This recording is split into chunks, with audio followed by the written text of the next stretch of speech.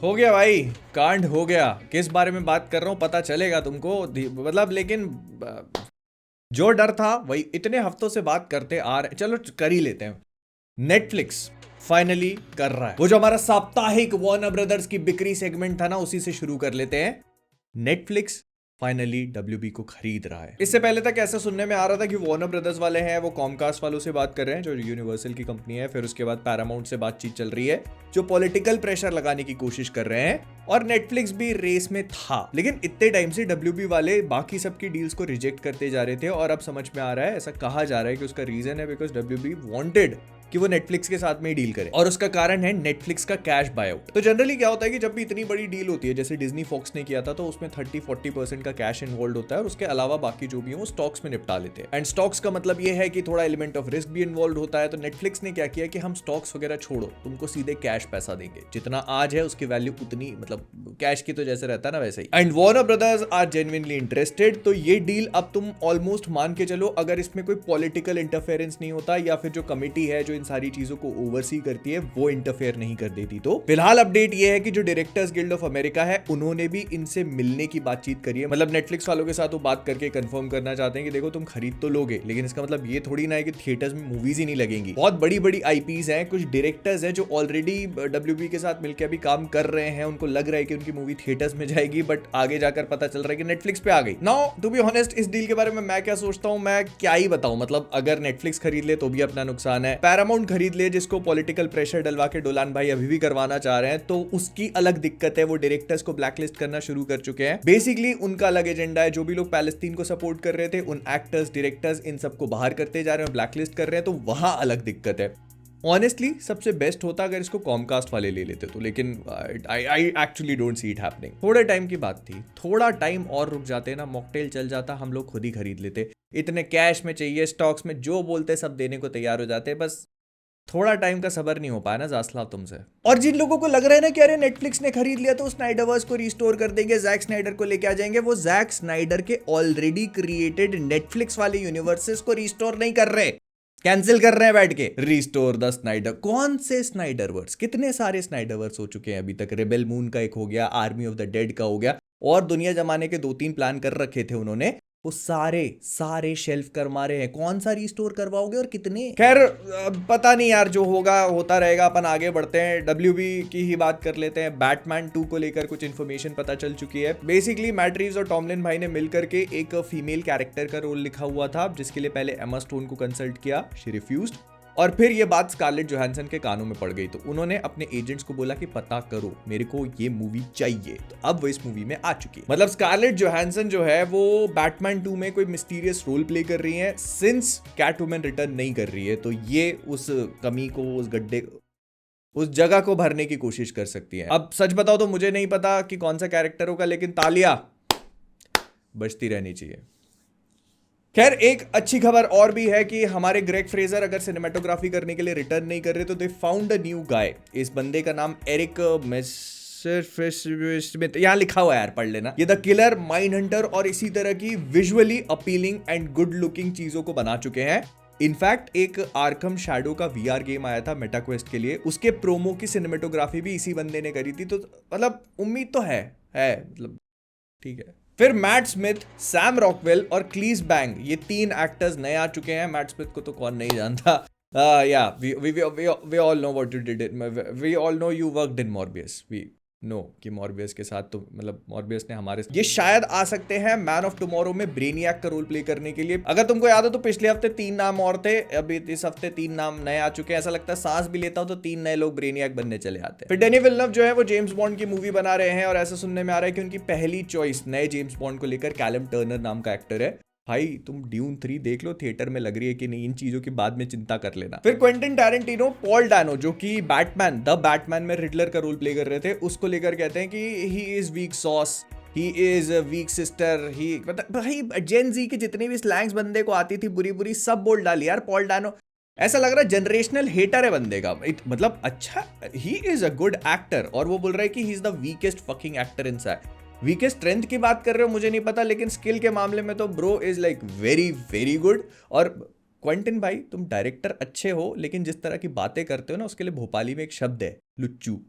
फिर Supergirl movie में जो मेन विलन का रोल प्ले, एक तो इतने मुश्किल नाम है इन लोग के यार। ये बंदा जो है ना, इसको पिक्चर रिलीज हुई नहीं है, शूटिंग कंप्लीट हो गई और जेल भी हो चुकी है। कुछ ड्राइविंग ऑफेंस वगैरह करे थे तो बेल्जियम में 11 बार, मतलब ऐसा यूरोप में पकड़ा जा चुका है आदमी, तो उठा करके जेल में डाल दिया है। मेरे पास एक आदमी है जो बहुत अच्छे से इस रोल में फिट बैठ जाएगा, चाहे वो पिक्चर करना हो या जेल जाना।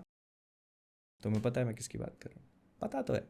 फिर ये सुनने को मिल रहा है कि डेयरडेविल बॉर्न अगेन का सीजन 2 शायद डिले हो सकता है। फिलहाल इस चीज को लेकर कोई कंफर्मेशन नहीं, और अगर हो भी जाएगा तो तुमको घंटा पता नहीं चलने वाला, क्योंकि मार्वल वालों ने उसकी डेट ऑफिशियली अनाउंस तो करी नहीं है। ऐसा सोचा जा रहा है कि ये मार्च में रिलीज हो सकता है, मतलब जो सीजन 1 आया था वो भी मार्च में आया था, तो 1 साल की विंडो के बाद इसको रिलीज कर सकते हैं।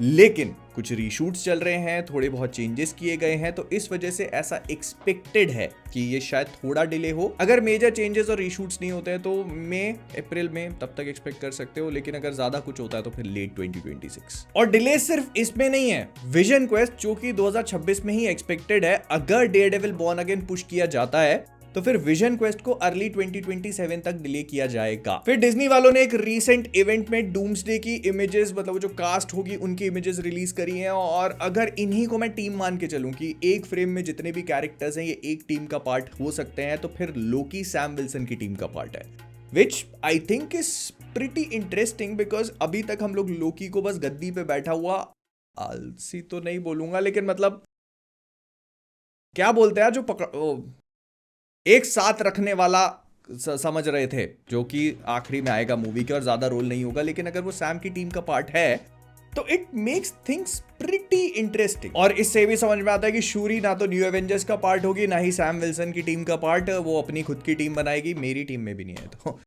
तचाला, टीम तचाला। फिर रिसेंटली जेम्स गन ने ये बात बोली है कि Batman brave and the bold जो इनिशियली उनका आइडिया था उससे अब काफी ज्यादा चेंज हो चुकी है, एंड कॉन्स्टेंटली चेंज होती जा रही है as we speak. Because initially उनके दिमाग में डेमियन वेन को लेके आने का आइडिया था और वो पूरी बैट फैमिली क्रिएट करने वाले थे।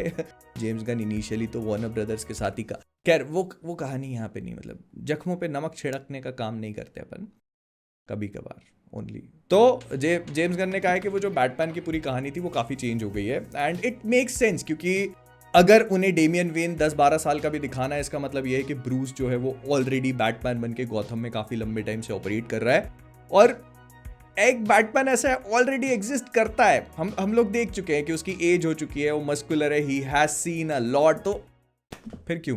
फिर डूम्सडे के ट्रेलर को लेकर बातें तो चली रही है, हम भी करेंगे, लेकिन कई सारे लोगों का कहना है कि स्पाइडरमैन ब्रांड न्यू डे का जो ट्रेलर है वो जनवरी में आने वाली वो बोन टेम्पल है ना, 28 years later the bone temple movie, उसके साथ अटैच किया जाएगा।